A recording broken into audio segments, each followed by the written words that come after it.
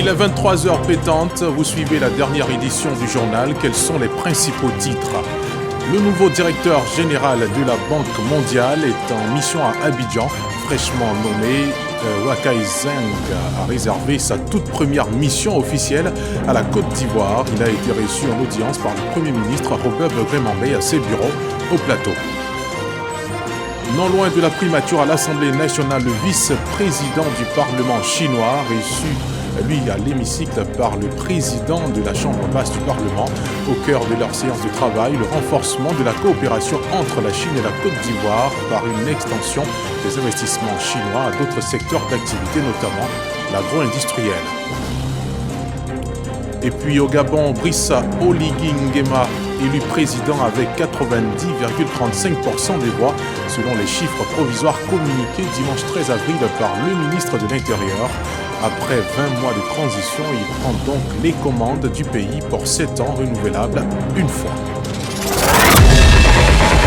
Voilà pour le sommaire. Bonsoir à tous et bienvenue dans le 23h. On entame cette édition au centre des affaires d'Abidjan, au plateau précisément, où le tout nouveau directeur général et chef de l'administration de la Banque mondiale a été reçu en audience par le Premier ministre Robert Begré-Mambé.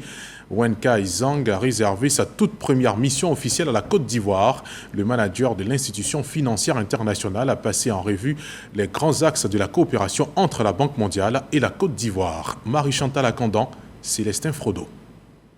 Premier déplacement, premier signal fort. En choisissant la Côte d'Ivoire pour entamer sa mission, Wakai Zeng inscrit clairement Abidjan dans les priorités stratégiques de la Banque mondiale.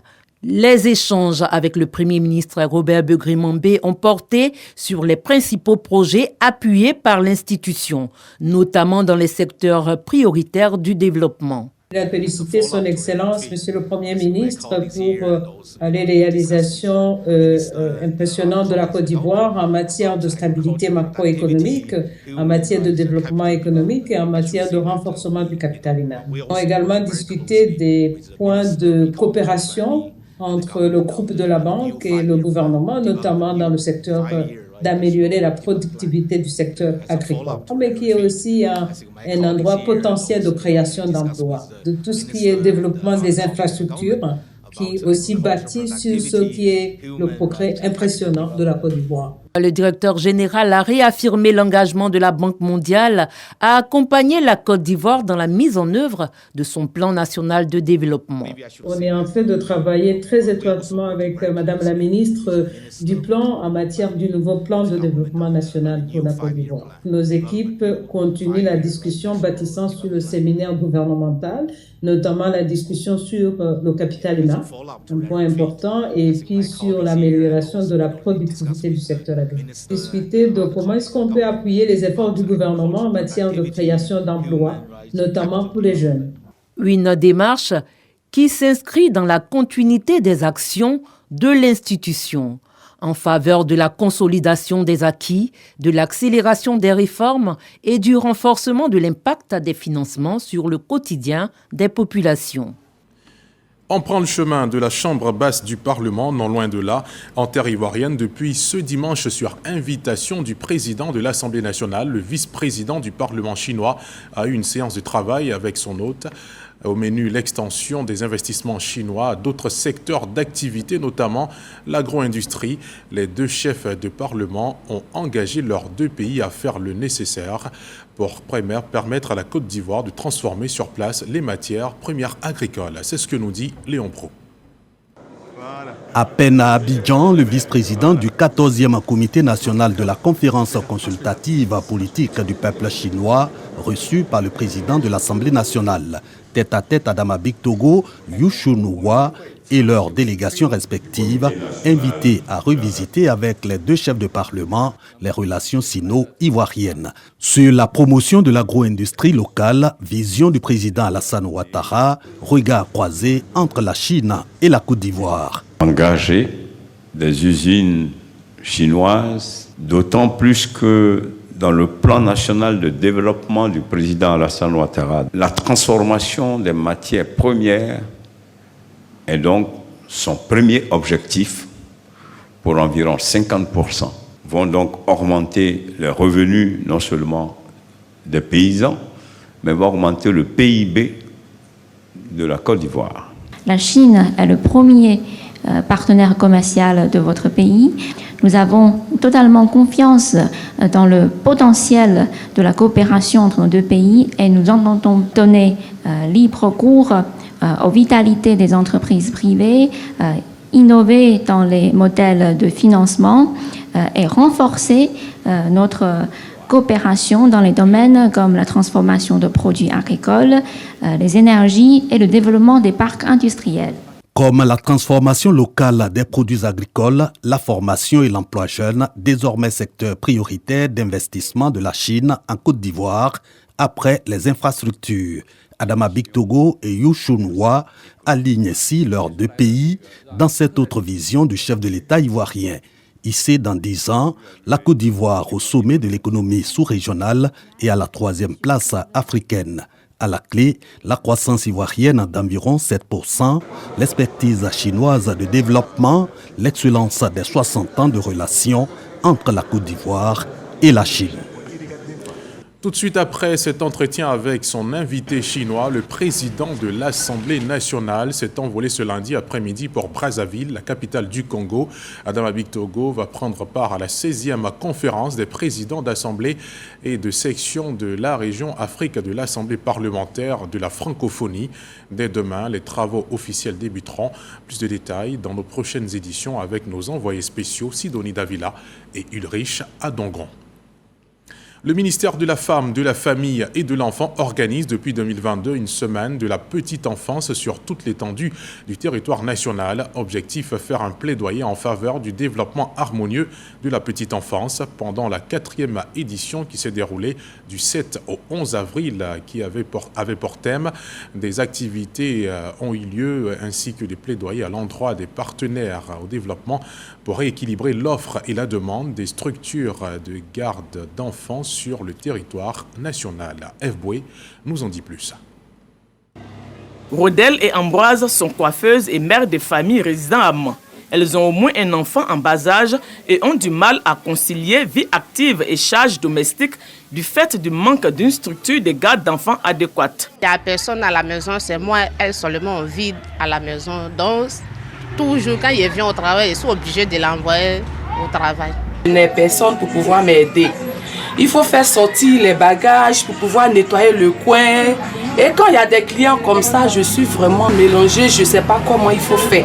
En Côte d'Ivoire, selon les données du ministère de la Femme, de la Famille et de l'Enfant, il existe 445 établissements publics qui reçoivent 11 000 enfants. Selon le recensement général de la population et de l'habitat, RGPH 2021, les enfants de moins de 5 ans sont estimés à 3 696 301.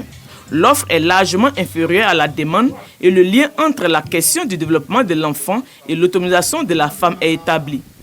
Pour adresser convenablement la question, le ministère de la Femme, de la Famille et de l'Enfant organise la 4e édition de la Semaine nationale de la petite enfance autour du thème « Promouvoir les services de garde d'enfants pour un développement harmonieux de la petite enfance et l'autonomisation de la femme ». Nous avons lancé cette semaine-là pour sensibiliser nos partenaires, les organes des Nations Unies, la Banque mondiale, UNICEF, et l'ONG Save the Children et tous les autres avec Hope, de nous accompagner à pouvoir avoir plus de centres. Le président du Conseil économique, social, environnemental et culturel, parrain de cette édition, promet renforcer le plaidoyer. Cette institution saura prendre à son compte cette problématique pour analyser et proposer des solutions concrètes afin d'améliorer l'offre de garde d'enfants. La 4e édition de la Semaine nationale de la petite enfance a été meublée par plusieurs activités, dont une table ronde, une kermesse de la petite enfance et un festival de jeux traditionnels. Depuis le 10 mars dernier, le ministère de la Construction a démarré la pose de plaques et de panneaux pour l'adressage des rues et grandes artères du district d'Abidjan. Le constat sur le terrain par nos reporters Mohamed Traoré et Adam Sangaré. Commune de Marcory, quartier Biétry. Ces ouvriers s'apprêtent à poser une plaque murale indiquant le nom donné à cette rue. Elle porte le nom de Jeune Loubao, un médecin émérite ivoirien. Plus loin, un autre panneau fraîchement posé indique que nous ne sommes plus sur le boulevard de Marseille, mais plutôt désormais le boulevard Philippe-Grégoire Yassé, ancien président de l'Assemblée nationale de Côte d'Ivoire. Depuis le 10 mars dernier, l'opération d'installation de signalétique indiquant les nouvelles appellations des rues et grandes voies d'Abidjan a démarré, ce qui matérialise le déploiement du vaste projet d'adressage du district d'Abidjan, PADA. Nous avons dénombré seulement pour Abidjan 14 279 voies à Abidjan. Et ces 14 279 voies doivent être dénommées et le processus de dénomination qui a été confié aux collectivités territoriales, c'est-à-dire aux communes, accompagné par l'Université d'Abidjan, nous sommes à bout touchant. Sur les 14 000 voies dénommées, aujourd'hui nous en avons dénommé 12 000. Et sur ces 12 000, il y a 35 boulevards, 211 avenues et le reste, ce sont des voies. Les panneaux orange pour indiquer les boulevards, les verts pour les avenues et les plaques bleues pour les rues. Fait marquant, les nouveaux noms donnés réfèrent à d'illustres personnalités ivoiriennes issues de plusieurs milieux, mais aussi à des valeurs. Pour exemple, le boulevard Valéry Giscard d'Estaing devient Félix Houphouët-Boigny, le Mitterrand devient Germain Kofi-Gado, ce qui suscite un sentiment de fierté nationale. Nous avons des hommes valables ici, des vertus ici, à qui nous pouvons rendre hommage et perpétuer leur passé. Je pense que c'est une bonne chose. C'est une fierté pour nous, voilà. Ça fait genre on est dans notre pays et tout nous appartient. Voilà, c'est ça. Il y a le boulevard Félix Houphouët-Boigny qui était avant le VGE. Il y a le Kofi Gado qui était Mitterrand. Ça, c'est la rue Mercedes qui est devenue, j'ai oublié. Mais attention, tout ne sera pas nationalisé. Certaines grandes artères gardent leur appellation. C'est le cas du boulevard Latry à Cocody, les avenues Chardy et Marchand dans la commune du Plateau. Autre impact de ce projet, il procure aux usagers un adressage plus affiné. Nous avons mis également en place, dans le cadre de ce projet, un code postal au standard international. Donc aujourd'hui, quand on donne une adresse en Côte d'Ivoire, c'est l'adresse, c'est un numéro, c'est une rue, plus un code postal qui accompagne, comme cela se fait partout dans le monde. Pour les utilisateurs du GPS, les nouvelles dénominations sont en cours d'intégration dans les plateformes numériques. Après Abidjan, cet adressage va aussi se déployer dans les villes de l'intérieur. Korogo, Yamoussoukro et Daloa sont les premières concernées. À l'intérieur du pays, la caravane sociale de la Fondation Lonasi a fait des heureux dans la région de l'Anawa et celle du Boclé. Elle a récemment procédé à la remise de clés d'une école primaire dans le village de Gbisso ainsi que de tables-bancs à l'EPP Niégroboué 3. En plus de cela, la Fondation a également offert une pompe hydraulique villageoise améliorée à Guézène dans la région du Gord. Témoin de ces moments, Khalil Diomandé. C'était un rêve cher aux populations et c'est aujourd'hui une réalité. Le village de Gbisso, dans la région de l'Anawa, a désormais son école primaire publique. Un établissement de 6 classes avec bureau et latrines, inauguré par le donateur, la Fondation Lonasi. Pour offrir ce cadre éducatif aux enfants de Gbisso, la Fondation a mobilisé 89 millions de francs CFA. En offrant cette belle école à Gbisso, vous donnez là aux enfants de notre village Gbisso une chance inestimable, celle de recevoir une éducation de qualité, pierre angulaire de tout développement et de tout progrès social. La caravane du social de la Fondation Lonasi s'est étendue à la localité de Niégroboué, dans la région du Boclé. L'EPP Niégroboué 3 est doté de 200 tables-bancs. Je voudrais relever que cette action arrive à point nommé pour faciliter l'apprentissage de l'enfant en lui offrant un meilleur cadre de vie. Chers enfants, chers élèves, je vous exhorte à utiliser ces tables-bancs à bon escient. Chers parents, l'accès à l'éducation est un droit fondamental pour tous les enfants. Le souhait du directeur général de la Lonasi, M. Draman Koulibaly, et celui de la Fondation est que ce don stimule le goût de nos enfants pour les études. Dans la dynamique de ses actions sociales, la Fondation Lonasi gratifie la communauté villageoise de Guézem d'une pompe hydraulique d'une valeur de 41 millions de francs CFA. La région du Ourodougou abrite la plus importante réserve d'or de la Côte d'Ivoire. Une entreprise minière vient de s'y installer d'ailleurs. Cette présence porte à 2 le nombre de sociétés d'exploitation pour les villages directement ou indirectement impactés. C'est une aubaine et surtout une opportunité à saisir.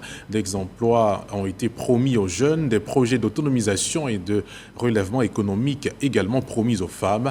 Ces projets qui peinent à voir le jour partagent les populations entre espoir et impatience. C'est ce que je vous invite à découvrir dans ce dossier signé Eugène Atoubé. Ces jours de marché à Ourofla, la ville abrite une mine d'or, la Rox Gold Sango.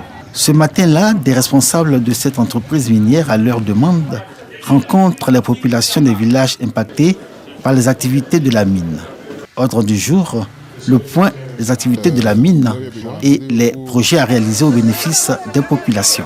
On a des projets d'élevage, on a des projets de réhabilitation des voiries, on a également des projets d'extension de lotissement, on a également des projets apiculture, en tout cas de tous ordres. Mon point de satisfaction, c'est vraiment la collaboration avec les communautés. Je déduis qu'il faut encourager ces rencontres, qu'il faut demander à nos parents de regarder ou du moins d'exposer leurs difficultés lorsque cela est nécessaire pour que nous puissions ensemble trouver la solution qui vaille.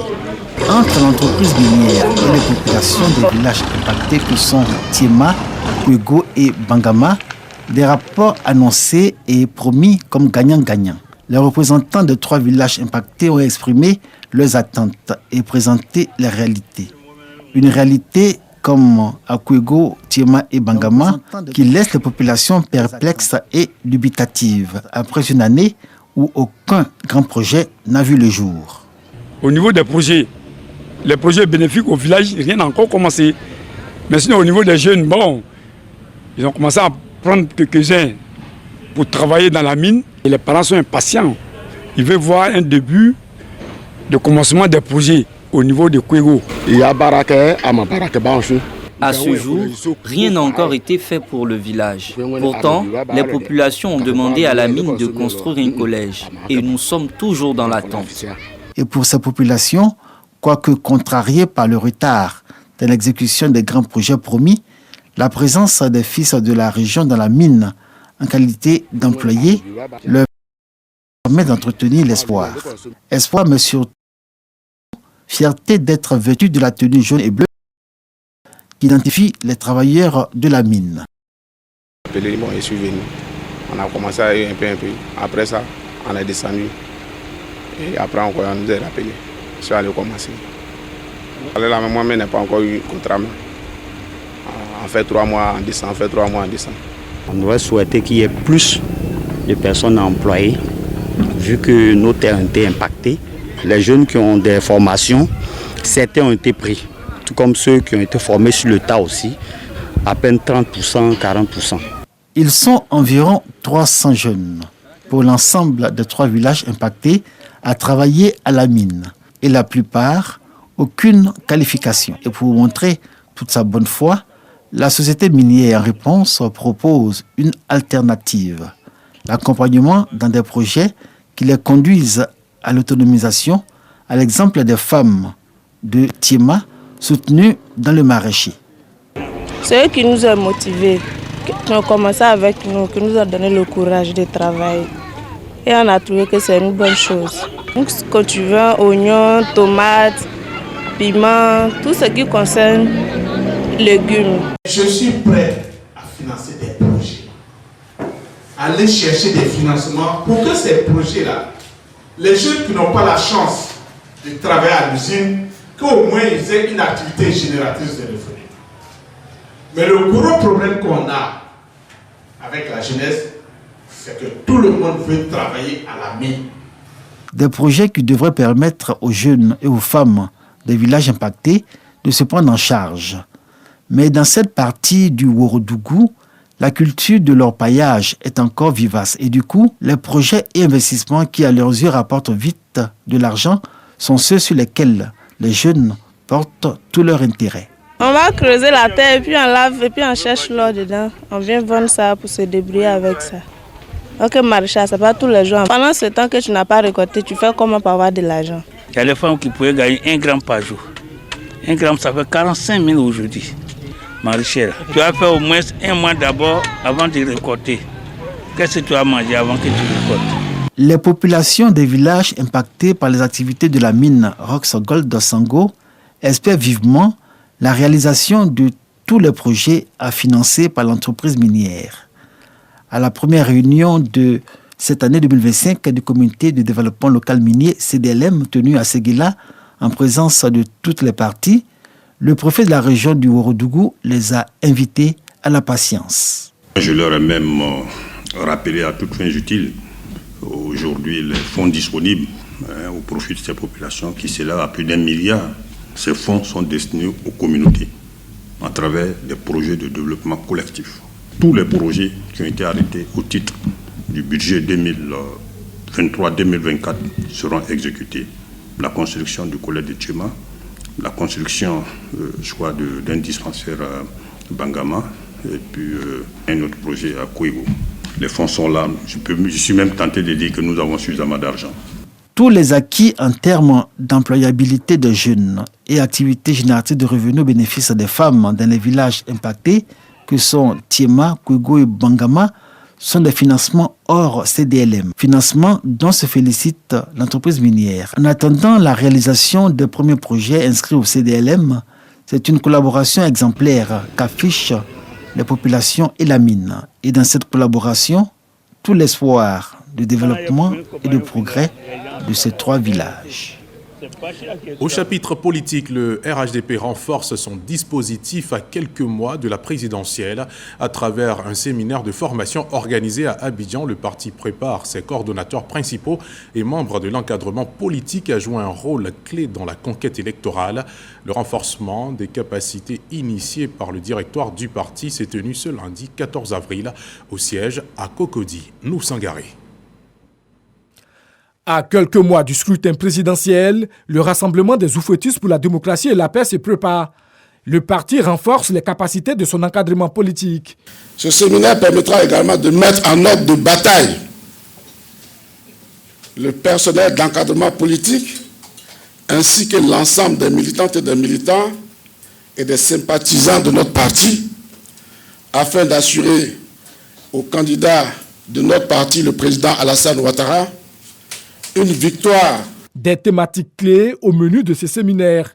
Gestion efficace d'une coordination locale, maintien de la cohésion interne, maîtrise du processus électoral, sans oublier les techniques de communication et de prise de parole. Au niveau national, certes, mais au niveau local aussi, nous sommes des acteurs. En tant que coordonnateurs adjoints, en tant qu'élus, nous devons avoir la ligne du parti, les éléments qui nous permettent d'être très efficaces. Bientôt, il y aura les élections présidentielles. Il ne faut pas que nous allons dans tous les sens au niveau de la communication. Ça nous a permis vraiment d'avoir des arguments nécessaires pour pouvoir parler de notre candidat, pour pouvoir défendre notre candidat. Ce renforcement de capacité marque le point de départ d'une vaste campagne de formation à l'échelle nationale. Les participants deviendront des relais dans les sections et les comités de base du parti. Notre parti se doit d'être fort par son organisation, par son ancrage sur le territoire national, par sa légitimité populaire incontestable, mais surtout par la qualité de ses hommes. Un RHDP fort est assurément le gage d'une Côte d'Ivoire stable. Le RHDP entend ainsi bâtir une organisation solide, disciplinée et mobilisée pour la compétition électorale. Dans la même veine, ce mercredi 9 avril 2025, le candidat centriste Nyangbo Kakou a déclaré sa candidature à l'élection présidentielle d'octobre 2025. Il a pour ambition de placer la Côte d'Ivoire parmi les 25 premières puissances économiques du monde d'ici à 2050. De plus, il dit avoir à être le candidat qui prône le Made in Côte d'Ivoire. Nyangbo Kakou a fait sa déclaration de candidature à Cocody en présence de ses électeurs venus de toutes les contrées du pays. Ahmed Traoré. Pour Nyangbo Kakou, La seule façon de changer les institutions du pays et de parvenir au pouvoir d'État est de participer massivement à l'élection présidentielle d'octobre prochain. Il a pour ambition de placer la Côte d'Ivoire parmi les 25 premières puissances économiques du monde d'ici 25 ans. Pour atteindre cet objectif, il se porte candidat pour le scrutin présidentiel à venir. Nous allons injecter de l'argent public pour construire notre industrie afin que nos enfants, nos petits-enfants trouvent du travail. Chez nous, il y a 60 ethnies. Chez nous, c'est le multiculturalisme. Ces institutions ne vont pas à la Côte d'Ivoire. À cause de ces institutions, le taux d'investissement en Côte d'Ivoire est très faible. Au cours de cette rencontre avec ses militants, il a signifié que les deux grands défis auxquels la Côte d'Ivoire doit faire face sont l'emploi des jeunes et la réconciliation nationale. Comment compte-t-il séduire les Ivoiriens?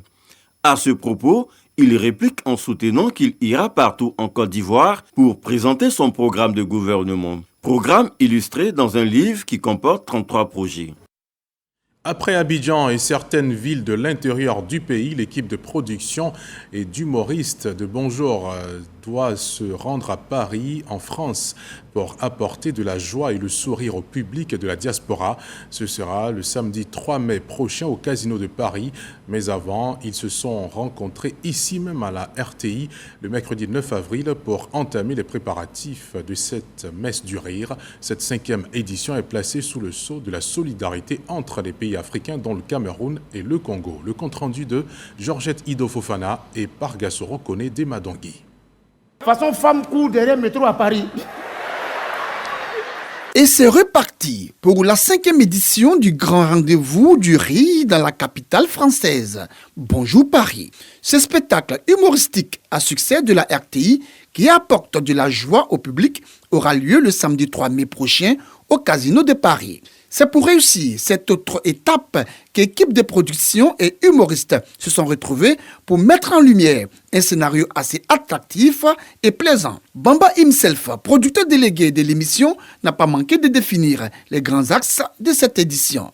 La solidarité entre les filles et fils d'Afrique, enjeu majeur de Bonjour Paris 2025, et les humoristes assez motivés promettent un spectacle féerique, une soirée inédite. À chaque fois, il y a innovation, il y a créativité, il y a inspiration, enjaillement.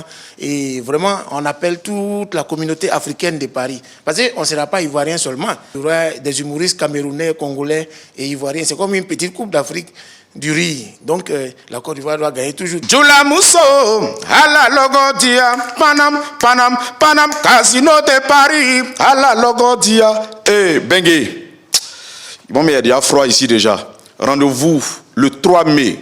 Au Casino de Paris. Là, je donne ma confirmation. On invite toute la population, la grande famille européenne. Paris, j'arrive. Je viens pour tuer Paris. Vous allez voir au casino. On va transformer le casino là. Les Camerounais n'auront que les yeux pour pleurer. Continent. Pour réussir le pari de Bonjour Paris, 5e édition, le magnifique Agalawal, Manassé Ier, Herman Amizi du Congo, Ulrich Takama du Cameroun, Joël Papitou, Adrien Coutouin entendent donner le meilleur d'eux pour offrir au public un spectacle de haut vol. En sport, la Côte d'Ivoire affrontera ce mardi le Maroc dans la demi-finale de la CAN U17 qui se déroulera dans le royaume chérifien. À quelques heures du duel, le ministre délégué en charge des sports, Adjé Silas Metch, s'est rendu aux côtés de la délégation ivoirienne. Les détails avec nos envoyés spéciaux Esso Jean-Sylvestre, Barnabé Conan et Frédéric Edia.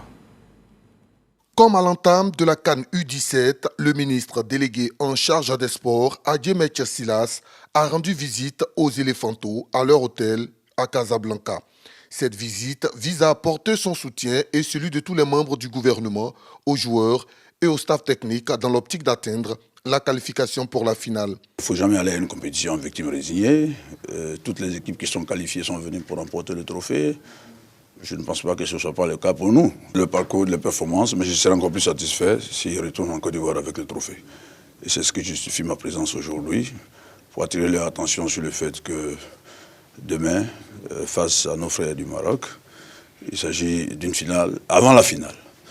Et je suis venu donc leur apporter les encouragements du gouvernement ivoirien, du peuple ivoirien, au nom du président de la République et du Premier ministre, pour leur dire que nous sommes avec eux, ils ont un peuple uni derrière eux.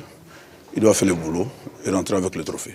Avant la visite du ministre Adjemetch Silas, les gamins de Bassiriki Diabaté au complet étaient à l'académie du Raja de Casablanca pour peaufiner leur dernière stratégie avant la demi-finale. Maroc-Côte d'Ivoire, une affiche qui se jouera ce mardi au stade de Mohamedia à 20h GMT.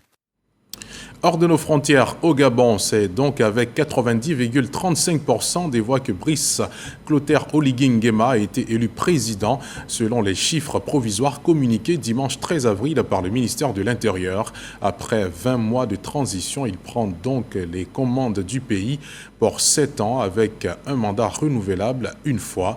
Un succès sans surprise, tant il a écrasé la scène politique depuis le renversement d'Ali Bongo le 30 août 2023. Et c'est la fin de ce journal. Merci infiniment de l'avoir suivi. Très bonne suite de programmes sur RTI 1, la chaîne qui rassemble.